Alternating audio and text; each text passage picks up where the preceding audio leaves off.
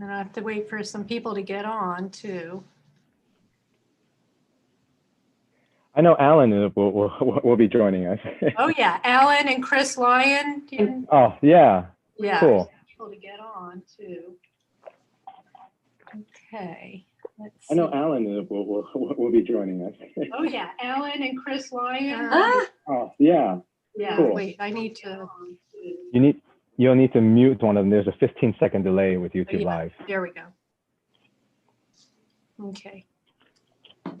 Can you hear me on the Zoom? Mm-hmm. Yes. Yeah. Okay. So hopefully that's. We're live. Maggie said, okay. We're live. Okay. There's. All right. We're live. So far, we have 4 people on with us. Well, hi, everybody. We're going to just wait just a few minutes for people to get on. Okay, I'm looking for live. There's Steve. Hi, Steve.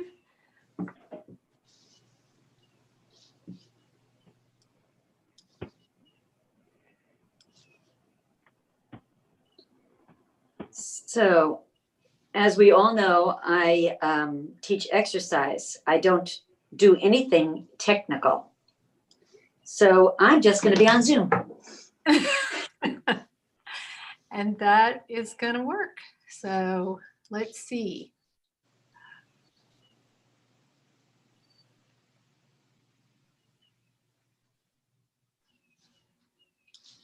There, Just got a it. few more minutes, everybody, till we get a few more people on with us.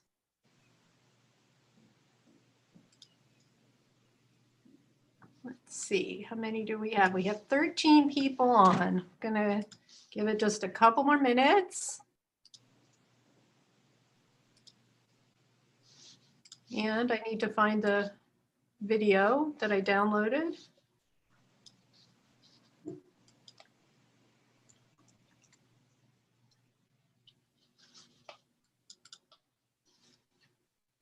Okay, all right, got that.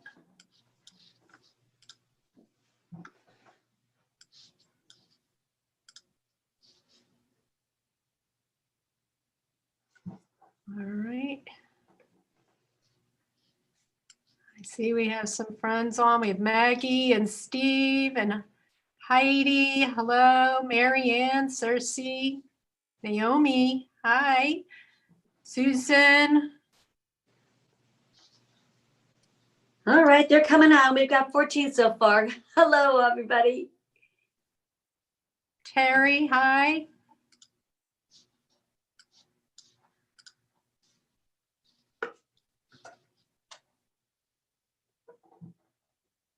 Let's see.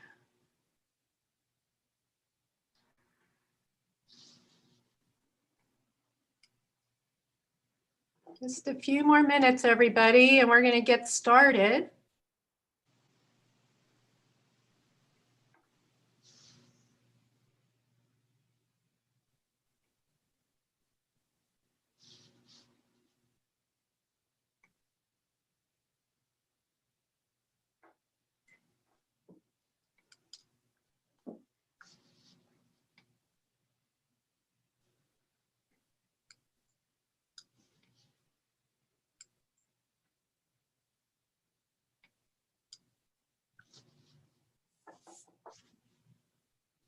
All right.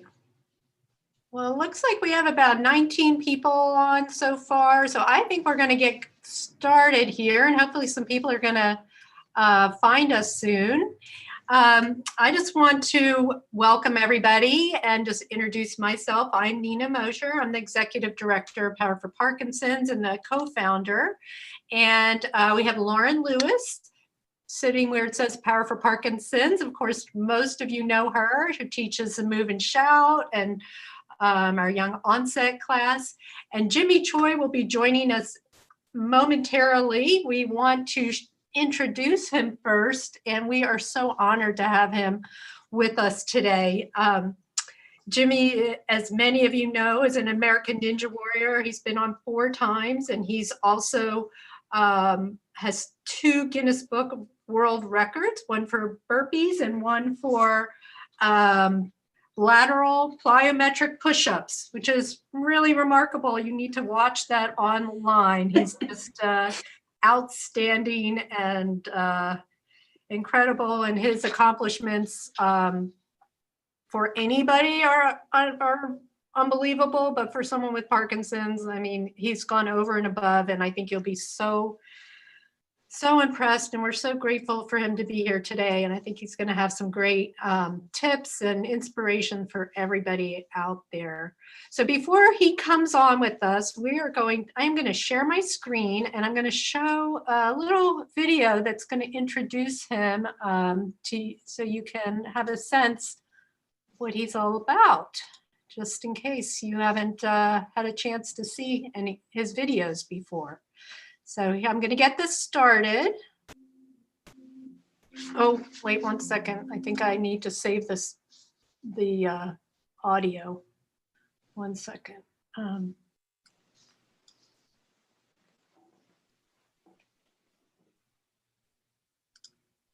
Always something. 1 second.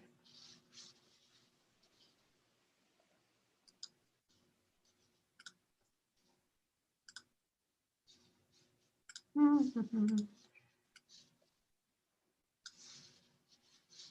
have the audio.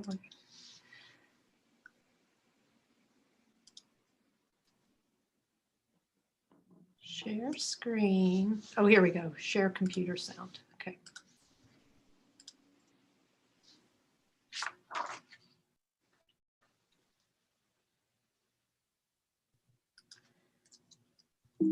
Oh boy. Sorry, everybody. Technical difficulties again.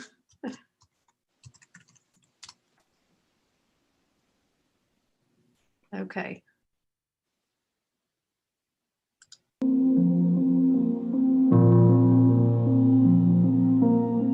Just like everything in the 70s, I was made in Taiwan. Hope that people My can family hear this. immigrated to the United States when I was 10 years old. We moved to Bolingbrook, Illinois. I was very active in high school. I played multiple sports. I played baseball, I wrestled, and I was captain of the football team. I met Shiro in high school, and we got married in the year 2000. We have 2 kids, Mason and Karina. Life for us was just beginning. I mean, we had very ambitious career goals. I was very active. I played a lot of golf. Really, we were just getting into the groove of being adults. And then I was diagnosed with young onset Parkinson's at the age of 27.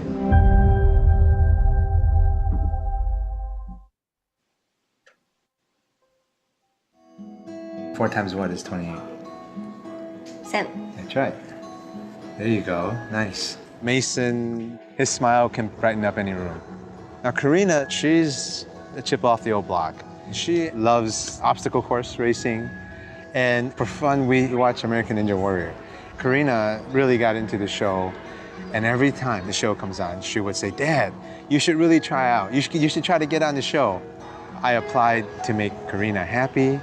American Ninja Warrior actually called me, and they told me, "Hey, guess what? You've been selected to be a participant." Jimmy Choi. He's a 41-year-old rookie who's also back. Being on American Ninja Warrior is the most terrifying thing I've ever done, but it proved that I can follow my dreams and nothing can stop me. Jimmy's story is an extreme example of the way the community is galvanized. Literally everyone can't do what he did. I can't do it. But one reasonable answer to it is to get engaged in the community, get engaged in the fight, get engaged in research, get engaged in clinical trials. It's part of a call to involvement, and involvement has its own rewards. I've learned there are positives and negatives to Parkinson's. People have said to me all the time, "Hey, Jimmy, you ran a marathon in 3 hours and 40 minutes. Can you imagine how fast you'd be without Parkinson's?" And I said, "I don't think I'd be running a marathon if I didn't have Parkinson's."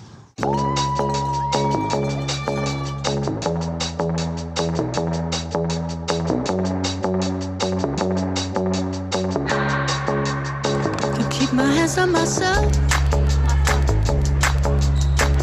Think I'll dust them all, put them back up on the shelf.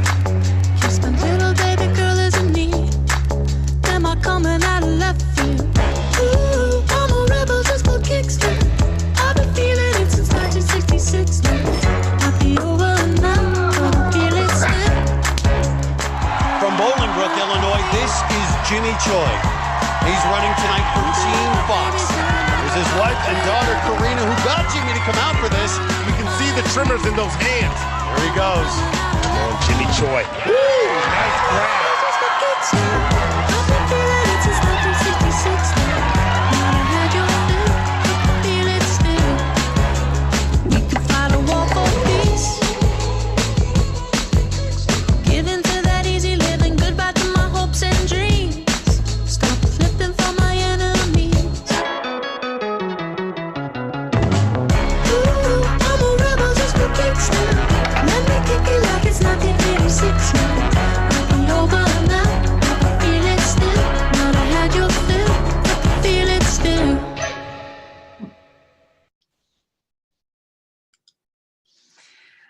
All right. Well, that is amazing. And Jimmy, do you want to join us now? Hello. Hi. Hi. Can you guys hear me and see me? We can. We can. That was incredible. Oh, very cool. Thank you guys for having me on. Really is an honor, and thank you guys for all that you do, helping people with Parkinson's stay moving. And as we all know that by now, exercise is key to our everyday living. So thank you guys for all you're doing. Yeah, sure. Well, let me just get Lauren unmuted here. Lauren, you're muted. You need to, there we go. Okay, there we go. This is one of the very rare times I've ever been muted, so. So shall we dig right in? Yeah. All right. Well, one of the things that was not mentioned in your video that a lot of people know is that your first 7 or 8 years after being diagnosed, you did very little to manage your Parkinson's, and it took till you really hit rock bottom. And for you, that meant gaining a lot of weight, being totally inactive, and becoming a burden to your family. You decided to do something about Parkinson's, and since you weren't going to cure it on your own, you got involved in clinical trials and research. Jimmy, can you tell us more about that experience and what you gained from it and how it changed your perspective on your Parkinson's? Yeah, as you mentioned, I knew I wasn't smart enough, right, to figure out the cure on my own, and certainly couldn't fund it myself. So really the next best thing for me at the time, because I spent the first 8 years in just complete darkness. And when you said I did very little, that was an overstatement. I did nothing. I did nothing in my first 8 years. I ignored Parkinson's like it was the plague, right? And I thought if I ignored it long enough, it would just go away. And of course, that was, the denial lasted almost 8 years. But one of the first things that happened when I finally decided to do something about it was, what can I do immediately to try to make an impact? And really it was, if you think about it, it was all driven by very selfish motives. Because if I got involved in a clinical trial, right? Yes, it helped research, but at that time it was very selfish, because if I got into a clinical trial that happens to be the cure, I would be the first to get it, right? So this is an extension of that denial of that, I don't want to deal with it, right? Take a pill, get better, whatever, right? And I didn't want to work for it, right? I wanted somebody to fix it for me. So, and the other selfish part of it, and you mentioned the first 8 years is complete denial, and it led down a road of anger and depression, and really didn't like where I was going mentally and physically, and I can be sure that my family wasn't fond of it either. But should I get involved in a clinical trial? And I signed up for all of them, by the way. I didn't care if they were going to stick me with a knife. I didn't care if they were going to make me drink, petroleum, whatever it was, right? Because if a clinical trial went wrong and I happened to be taken, it wouldn't have been, at that time in my life, it wouldn't have been the worst thing for me. Wow. Okay, so that was the mental thought back, first, after that first 8 years of just complete neglect of myself. But, I think that first step of taking on these clinical trials really helped me learn a lot, not only about the disease. Remember, I haven't been educated on the disease other than the pamphlet that they gave me when I was diagnosed, which, by the way, I didn't open. But going to these clinical trials, talking to the researchers, talking to the technicians, talking to the research assistants, really gave me a lot of information about the disease itself. For the first time, I was really starting to learn about Parkinson's, right? How it affected people differently, how it's going to affect me differently. And because I signed up for whatever was available out there, I was accepted into trials. I was rejected into others based on different, criteria. But the ones that I had gotten into, I think mainly because of my age at the time, is a lot of it revolved around physical activity. So that was one of the trends that I was seeing, is that there's always some type of physical component to these clinical trials, whether it's questionnaires about how active are you doing exercise, what types of exercise you're doing, or actual physical movement in the trial itself, like forced movement in physical therapy. Don't get me wrong, I did take the clinical trials where it involved injections or surgeries or whatever, right? I've done them all. But really what I got out of it most was, even the ones that involved, experimental treatment, still come back to physical movement somehow, some way. They all wanted to know how active I was. And I'm thinking, why would a person with Parkinson's want to be active, or how can they be active? But after these forced movement sessions, I started to feel a little bit better. Immediately after the forced movement sessions, I'm like, wait a minute, this is strange. I'm feeling better on days that I go to these clinical trials. So maybe it is something to it. Maybe I can start doing a little bit more on my own. So that was really the start of my physical journey. Really, it was, I would say, about a year and a half of taking part in various different clinical trials before I learned that. So the takeaway from all of that is, people are working hard to do research, but research takes time, right? And unfortunately, most of these clinical trials are lacking participants. So for those of you watching this out there, if you can get involved in any way, not all clinical trials require needles and knives, right? But get involved in some way. The sooner we can fill these trials, the sooner we can get this research moved forward. But the biggest takeaway I got out of it was movement is a key. And I took that to the next level from that on. Well, you certainly took the movement to like the top of the charts, which is super cool. I'm curious. It's quite a story and quite a journey you've had. I'm just curious, like, how did you choose? I know you said you started by walking and then you started running. Like, how did this whole sequence progress to the point that you're like doing marathons and you were eventually even participating as a ninja warrior? How did that happen? Well, I think my journey to this point today is another learning experience for myself and for those living with Parkinson's, is that your treatment methods and your treatment options never end. It's always evolving because your life is always changing, whether it's environmental, professional, or physical or mental. You're always changing. You're never the same person. I'm not the same person I was 10 years ago. I'm not the same person I was 18 years ago when I was first diagnosed. When I was 240 pounds and I walked with a cane, there's no way I was going to be able to do Ninja Warrior stuff, right? That never even crossed my mind. So the first thing I really wanted to do is to be more confident in the way that I moved, right? So I was walking with a cane and I was heavy. So there's two goals. There's two things that I need to work on. Get rid of the cane somehow, if I can, and lose some weight while I'm at it, right? So it just started with walking. I walked with the cane, and then it's not long distances, right? It was, in the beginning, it was just maybe half a block around my neighborhood. And then it would be a block. And then it's when I felt more confident, then I would try to lose the cane. And then when you drop the cane at home, you can't go back out and do a full walk around the block, right? So you're gonna have to peel it back a little bit. You're gonna have to bring yourself back a little bit. So it start again with a half a block. And I just kept, every day I kept asking myself, can I do a little bit more? Can I do a little bit more? Can I do a little bit more? So if it's just one more step than yesterday, then it's something. It's positive.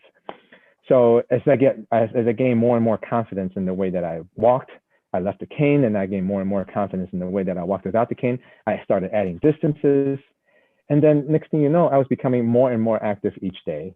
Then I changed the way that I ate, right? I always tell people that Parkinson's changed my life. So Parkinson's diagnosis changed my life. If I didn't make changes in my life to match, I wasn't going to go anywhere, right? So this is all a lifestyle change. It's hard, it's not easy, but it has to be done. So not only am I exercising more, but I'm also eating better. I changed my diet, right? Next question we can get into later is what's your diet? But essentially it's balanced, right? I'm not following any specific diet, but it's balanced, it's clean. I think that's what people need to know is stay balanced, stay clean, and it's going to do good. So the weight started coming off, and then I started getting more and more further in my walks. And then what's next, right? Why not start jogging, right? Even if it's just for 15 seconds and then back to walking. And then when I feel comfortable, I jog for another 15 seconds. And it just kept building from there. Jogging eventually became running. And then running, I started adding distances, right? Again, more and more each day. So by 2012, I saw, I was reading a Runner's World magazine, and there's a guy in there by the name of Alex Flynn. He was running the New York City Marathon, or which I forget which marathon, and he has Parkinson's. So that article gave me the inspiration to sign up for my first 5K. And I just kept going. After the 5K, I did it. What now? Well, I can't stop here, right? Let's do a 10K. I did it. What now? I can't stop here. Let's do a half marathon. Next thing you know, I'm running marathons and ultra marathons. And then, I don't know, maybe it's the competitiveness in me. I am a competitive guy. Maybe it's a stubbornness in me, as my family will tell you, but it's never good enough. So I just kept pushing and pushing and pushing. And then by the time I ran, I don't know, what is it, 16 marathons and 100 something half marathons, it gets kind of boring, guys. Let's be honest. So there are other things that I realized that I need to start doing. I mean, I'm moving well from all the running, but fine motor skills are still deteriorating. Physical strength was lacking. And then I watched my daughter as she fell in love with American Ninja Warrior, and she's training. And I watch her get stronger and stronger and stronger. And she bugged me every year, Daddy, you should try out for the show. You should try out. And then in 2016, 2017, because she was nagging me so much, I said, you know what? I'm just going to shut her up. I'm going to apply for the show, and they're not going to call me anyway, so I'll be off the hook. Hey, I tried, right? But lo and behold, they called me and said, hey, we're going to give you a shot. So that really forced me to change the way that I trained. So I went from all cardio, all running, to starting to do strength training. And then I realized that I don't move well when I'm strength training, right? And then this whole mentality of mine, going back to when I started running, started again. Holy, I can't do 3 push-ups. Let's do 4 today. Let's try to get 5 tomorrow. And that whole process starts again, right? And then that was 2017. So it's 2020 now, end of 2020. Putting that same mentality into play, whether it's functional training or physical training from with technique on like Ninja Warrior things. It's just really trying to do better every time. And I like to tell the story too of this burpees, right? I'm a world record holder for burpees, but it didn't happen overnight, right? I was falling a lot. Even when I was running, I was falling a lot. So then I started thinking, what can I do to make sure that if I fall, I could be safe? And what can I do to make sure that I can have enough strength to get myself up from the ground? If you think about it, that's a burpee, right? It's a controlled fall, right? It's a controlled fall, and then building my strength to get back up, that's getting back up. So what started as a desire to learn a survival skill in case I fall And the more I did it, the more each day, the more I kept at it, became an opportunity, because I got better and better at it, became an opportunity for me to break a world record. You know, so the lesson there is something, you're going to suck at something when you start, right? But when you do it over and over again, you might get better. And if you get better, opportunities are going to arise. And when those opportunities arise, you take it. Wow. Right. And I want to change gears just a little. You talk really freely and openly about your Parkinson's disease, and many people, especially those that are recently diagnosed, are reticent in sharing this information, even with friends and family. Can you speak about how being this open, how that affects you and how it helps you? Yeah, remember that first 8 years, right? It was isolation. It was hiding from everybody. I shared with nobody. Nobody at work knew, or they knew because they can see it. I'm just naive and think that people aren't seeing it, right? But really what happens is, and I think everybody that lives with Parkinson's have had this moment, is that there's always that awkward dance that you do with people that you see, right? With your friends, with your family. Hey, how you doing? You know, do I really want to tell them how I'm doing? Do I really want to tell you, you know, how hard it is to get up in the morning? Do I really want to tell you I can't tie my shoes? Do you really want to hear that stuff? Or do you just want me to nod and say, oh, I'm fine? And then you nod back in return, and then awkward silence, and then we all go our separate ways, right? What you see there is that you're seeing a pattern of isolation. Your friends don't know if you really want to talk about it, so they're afraid to approach you, right? And if people know or think you're afraid to talk about it, they don't want to offend you. Most people don't want to offend you, especially your friends and family. So they're not going to approach you. They're not going to. And over time, as you can see how that awkwardness becomes more distant, and you can see how that becomes even more in isolation, because people aren't going to call you to go hang out because they want to avoid that awkwardness, right? Like we're So, are we still there? Are we good? Yeah, yeah. Oh, okay, maybe we lost Nina, but you know, looks like we're still online, so I'll keep talking. Yeah. So, you know, ultimately, what happens is that first 8 years, I became so isolated from my friends, from my other family members. It became unhealthy, right? That's how further, deeper you get into isolation. But when I started doing the clinical trials, and when I started running, I decided that I was going to raise money for Parkinson's, right? And really, how do you raise money? We all go through our friends and family first, you know. So that was really the first opportunity for me to open up and to tell people about my story. You know, why am I raising money?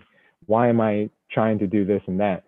And in that, the first time I raised money was in 2012 for the Chicago Marathon, and I was raising money with Team Fox, the Michael J. Fox Foundation, and they told me that I could run in the marathon because it was sold out.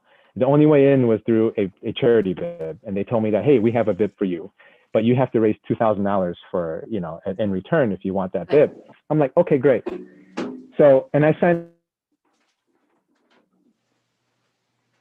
Oh, we lost him now. we did.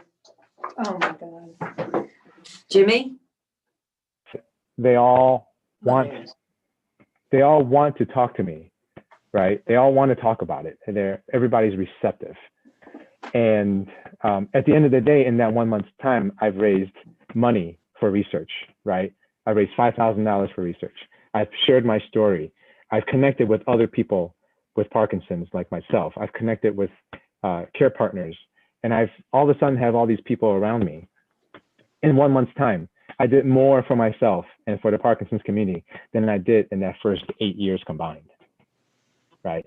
So that was just a mind-blowing moment for me. And just then, it realized it proved to me that by being open, I'm able to have a better relationship with my family, with my care team, with my friends, than I was if I stayed silent and stayed isolated. I saw in one of your interviews you described your dyskinesia as to a friend as having like a Charlie horse for hours, and I've no one's ever described as a person that does not have Parkinson's. I've never heard it described that way, and I have to thank you for. I mean that to me is so helpful, and I think it's really important that other people realize that the more information you can share, maybe you can tell us some other ways of people can share that kind of information specific, that really helps people feel more comfortable with what you're experiencing. Right. And actually, I think you said dyskinesia, but it's dystonia is what we were talking about. Yeah. And that's fine. The two words are very similar, right? So when it comes to like raising awareness, I always take opportunities to share my story with, or share what I'm feeling with people that don't understand. One example is I travel a lot for work, and I would sit in an airplane, and sometimes you get stuck in the middle seat. And if I am stuck in the middle seat and I'm shaking, or if I'm having a bout of dyskinesia, and I'm shifting a route, and I'm going to bother the person next to me, right? A couple of times people have said, hey, can you stop moving? And but I always take the opportunity to say, hey, I'm sorry, this is what I'm dealing with, and then I take that opportunity to educate. 99% of the time, people feel so bad for even saying anything that they do take the time to listen and to learn more about Parkinson's. At least that's one person walking off of that plane that, number one, isn't going to be so quick to judge next time he sits next to somebody with some type of adversity. And number two, this person has walked away learning more about Parkinson's. And in that situation, because he learned it under such a stressful situation, chances are he's not going to forget that. He or she is going to forget that, right? So I always take these opportunities to raise awareness, to educate people, because that's really what we do. I mean, people, they think Parkinson's, they think two things: old people and tremors, right? But it's just so much more than that. And the more information we provide, the better it is. Yeah, thank you. Well, I think that is really important, and just raising awareness, because even though it is such a common disease process, just right behind Alzheimer's, it's not that many people are that familiar with it. But kind of along those lines, and we were having some technical issues, and one of our computers just went out, so I might have missed something.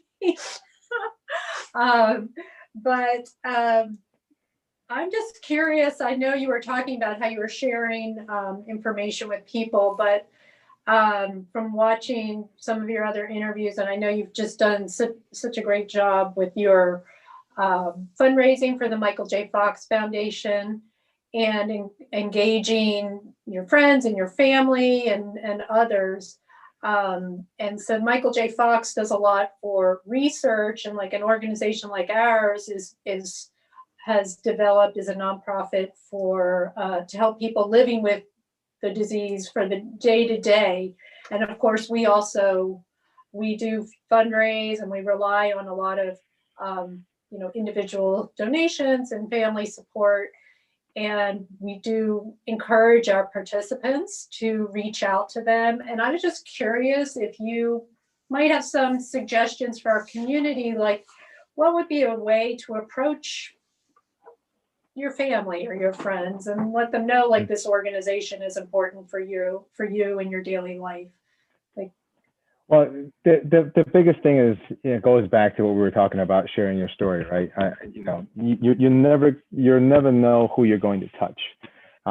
You can be sure that more people are listening, even if they're not providing feedback, they're listening, right? And how much of that they take in, you will never, as a person as a story sharer, you'll never know how much people are absorbing, right? But I think the key when it comes to fundraising is that the more information that you share, down to why a specific cause, a specific organization is important to you, right? What it has done, or what being involved in that organization has done for your own personal journey with Parkinson's, right? The Michael J. Fox Foundation connected me with other people for the first time. Remember, when I was diagnosed, I had zero resources around me. I didn't even know there was such thing as young onset, right? But reaching out to the Michael J. Fox Foundation, they connected me with people who are my age, people who are professionals at the time, like myself, people who are interested in the same things, right? So really just getting, letting people know what an organization has done for you, or for me, or for you, to help you live better despite Parkinson's, despite whatever adversity that you're dealing with, then makes that organization that much more important to not just me, the fundraiser, but you, your friends and families who is supporting me, the fundraiser, right? I'm going to support this organization because this organization is important to, to the person that I'm supporting. So really sharing that and really providing information as to the good that you're getting out of it as a person receiving the benefits, right, from that foundation or from that organization. Right. That, I think that really goes a long way. Yeah. Okay, that's good advice. And I know you've done so much to raise so much money, and the research is so important. Yeah, Hopefully one day. People look at all these marathons and world records and things like that. That's all cool, but I always tell people that my biggest, proudest achievement is that my wife and I have helped raise more than $500,000 for Parkinson's research, and that work is never going to end until we find the cure. Right. Kind of going back to the exercise, how have you found exercise changes your PD symptoms specifically? Any changes in your medication needs, or in your moods, or your sleeping, or your any other symptoms specifically? Yeah, yes to all the above. But I think finding the right types of movement for you is all based on your goals, right? If you're not trying to compete next year's American Ninja Warrior, you're not going to go through the training that I do, and I don't recommend it, right? If you're not trying to run a marathon, don't go out and run for 5 hours. It's not healthy for you, right? But if you're looking to move better around your house, right? Work on your agility, right? Changing directions. If you're looking to, if you're still, if you're working and you need better fine motor movements, then you work on things that are going to help you with your hand-eye coordination, with your fine motor skills. So what training regimen or what exercise regimen that you do and you develop for yourself should be all based on your goals, right? What is it that you're trying to achieve? For me, dystonia is a big problem. When I do get it, sometimes my entire right arm is just locked up right into my neck.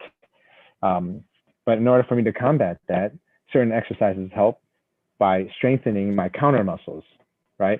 So remember, we already made the comparison that a muscle cramp and dystonia are the same thing, right? We made that comparison, right? So when athletes or people who have had Charlie horses or muscle cramps in their calves, what do? They stretch it out, right? You're using your counter muscles on the other side to fight that tension, fight that stretch. So if I'm having a lot of issues with dystonia, in my case, it's along my neck, it is in my shoulders, it is down my triceps, in my lats. So now I'm going to strengthen my front side so that when everything pulls back, I have the strength to pull it out, right? So I work on specific items like that.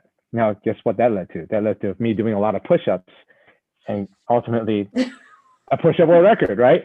So, so it all depends on, everybody's different with their symptoms for Parkinson's. So really what you want to work on is you want to work on the things that are bothering you the most.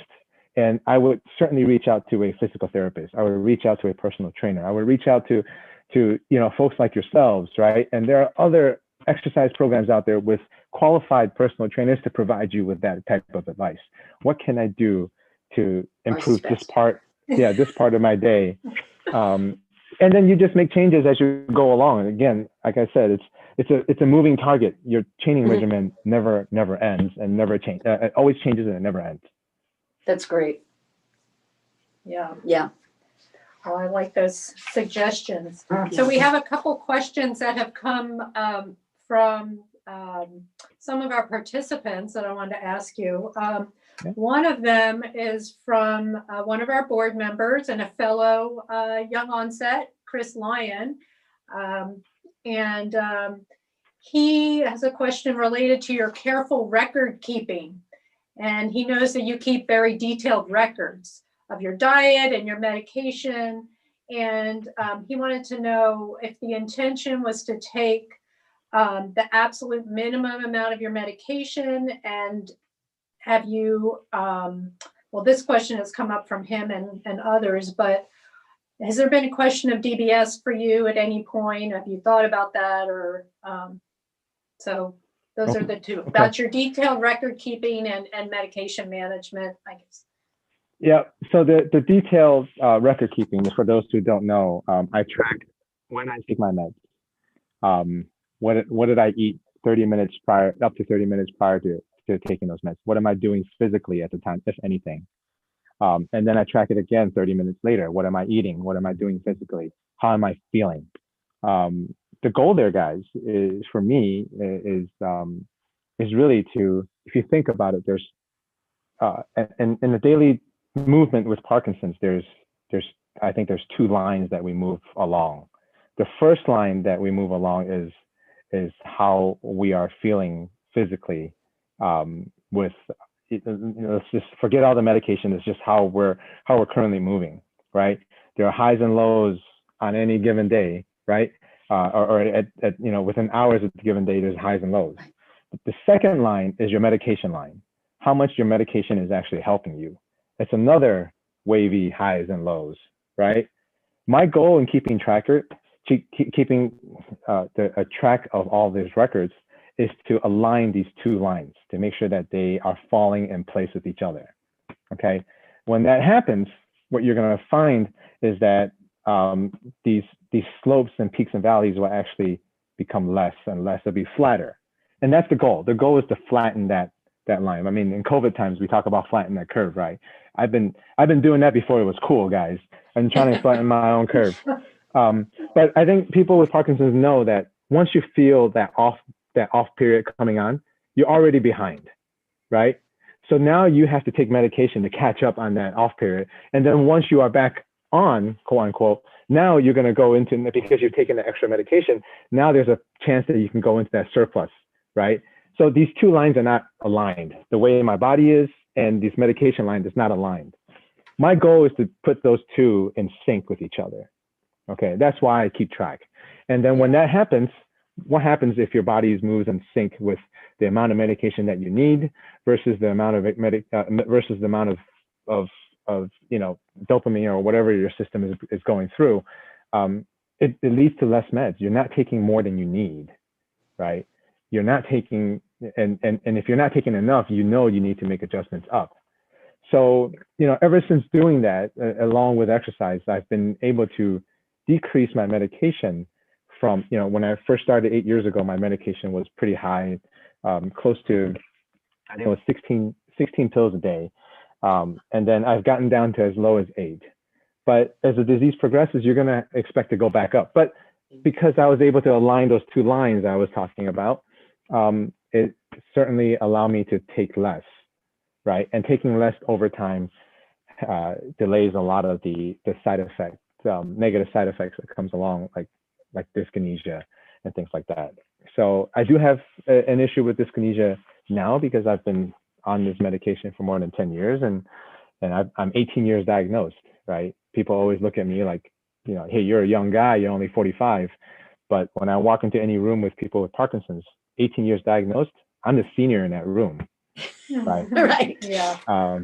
So really, that my main motivation for keeping track of the records, and it came at the advice of my care team, and it really has helped me. It's a lot of work. Again, everything that I'm saying is a lot of work. So you really got to trust the process and give it a chance. But again, the goal is to flatten the curve, is to align those two lines so that they travel together, to minimize the amount of medication. And then as to the second question with DBS, every time I see my MDS, the subject comes up. In fact, I was scheduled to have DBS done last September. And I got involved in a clinical trial that was providing me with some benefits that allowed me to make the decision to delay my DBS procedure a little bit longer.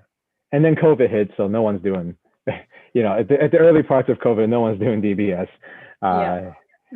So and I'm no longer in that clinical trial, which is the vibrotactile stimulator you guys may have seen if you watched the latest season on American Ninja Warrior. And that trial is no longer going because I had to participate in more than a year, and that was a cutoff for participation. So now I'm faced again with the prospect of DBS because I've gone more than 6 months since I was approved. I have to go through the whole evaluation process again. So for people that are wondering, yes, I will be going through that evaluation process, but as far as when I might finally take the leap and have the procedure done, it could be as soon as end of 2021 or into 2022. We'll just see how things roll. Great. Yeah. Another participant, Susan Scarlett, she wants to know if you have a mantra or a positive affirmation that you say to yourself to get you through some hard times. Yeah, you know what? Motivation and inspiration can only take you so far, right? People watch videos online or read a book and it motivates them to do something. That motivation is going to run out. There are going to be days where I wake up in the morning and my body just doesn't want to move. There's going to be times of the days where I just want to lay down and not move. Inspiration is great because I jump online and I see other PWPs running marathons, lifting power weights and doing CrossFit or whatever. And that's an inspiration to me. But that also takes you only so far, right? For me, it's discipline. That the mantra, it sounds weird that a mantra is discipline, but it really is. When you have the discipline to get your butt up off of the ground, knowing that you're not moving as well as you should, and putting your ego aside, saying that if I can't do 30 push-ups today like I normally would, that's okay. I'm going to get 15. But I had the discipline to get up and do it. To do it, even though there's no motivation and there's no inspiration at that moment, right? I can tell you, and I can say this with 99.75% certainty, that nobody who has pushed themselves to get up and work out, right? Parkinson's or not, nobody that has pushed themselves to get up and work out when they're not motivated or inspired to do so, regretted doing so afterwards. They might hate themselves when they're doing it, right? No. Why am I doing this? This feels like crap. Why am I here? But at the end of the workout, 99.75% of people, they don't regret it. Right? As a trainer, that's been my experience as well. They may, and also I think we can all agree that most people don't like exercise. Absolutely, it's hard. It sucks. I mean, who wants to gas for air for an hour, right? And then now we're working out with masks on. You're basically waterboarding yourself. When it gets sweaty, every time you take a breath, you're sucking in water. Who wants to do that? But it's necessity, and the only thing that can get you in to keep doing that when you don't want to is discipline. It's discipline. I agree. Yeah, I love that. That's a really good thing to remember for everybody, for all of us. Absolutely. Let's see. We have, I know we're getting close on time. Let's see. We have a couple more questions. One is from Stan, who is another one of our board members who has Parkinson's, and he is curious if there's things. Let's see. Are there things that you stay away from these days that you found that don't coincide with your new lifestyle? Yes, and junk food, but it's funny because I'm on the interwebs, right? I'm people make fun of me and people joke around because I eat a lot of ice cream. I have shirts that says "powered by junk food." I have other shirts that says "I'm just here for the pizza." But you know what? It's all. These are things that I think it's fine and it's all good. Everything in moderation is good, right? I'm not saying completely drop all of your favorite foods, right? But everything in moderation. It's okay. I had fried chicken last night. I'll admit that. But but as long as you're not eating it every night, right? And Yeah. as long as in large part most of your diet is clean, it's whole foods, it's balanced. So I stay away from that. I do stay away from stress. I mean that sounds weird because I put myself in stressful situations, hanging on things, right, 15 feet in the air over water and things like that. But I stay away from any type of unnecessary stress as much as possible. I am retired from work. I'm very fortunate to have had a good career in technology. I was in the right place at the right time that allowed me to retire. But one of the best things I could have done for my symptoms is removing that stress. I'm not saying everybody who should retire, not everybody can, but it's just an example, right? Other things are stress related to environmental, like stay away from the drama, guys, right? Everybody has their opinion on politics, on religion, on whatever. Just stay away from it, right? You believe what you believe, and that's it, right? You believe what you believe. You're a good person. This will be a beautiful world. So stay away from all that drama. Undue stress is probably the hardest thing to avoid, but it's necessary. So stress and junk food. Easily, I think the junk food, I don't know which one's easier to avoid, but. Well, it's hilarious because anybody that walks into my house would think, this is what a world record holder eats? This is junk.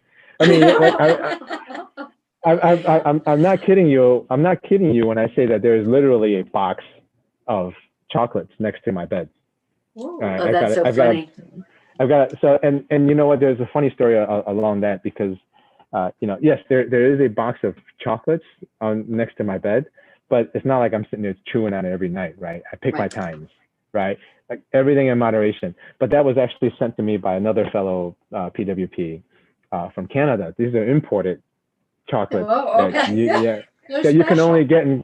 They're special. So it holds a very special place to me because number one, a friend sent it to me.